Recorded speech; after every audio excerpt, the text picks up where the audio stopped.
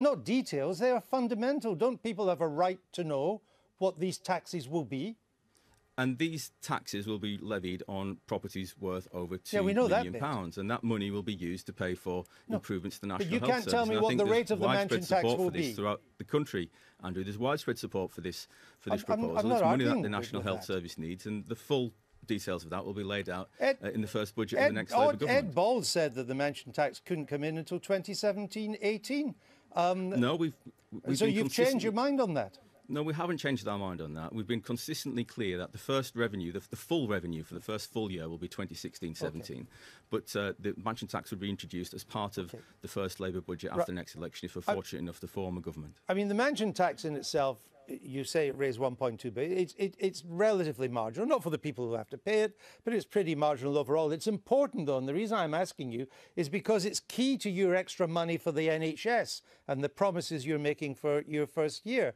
So, but if you cannot tell me what the rate of the mansion tax will be, and you can't tell me whether it will be levied on the whole value of the house or just the increment above 2 billion, how can you sit there if you don't know that and tell me it will raise 1.2 billion?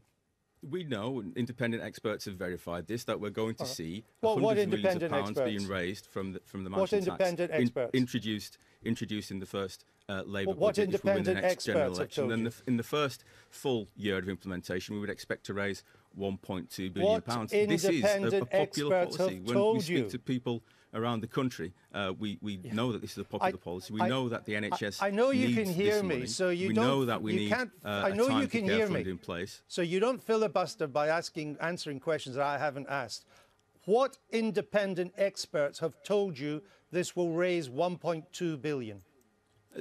Andrew, you know as well as I do that there's widespread support for this policy across the country. You know I didn't ask you that. Policy, I agree with you. It's really popular. Real funding. It's a massively popular policy. It's probably the right thing. Oh, I think we've somebody's pulled the plug there.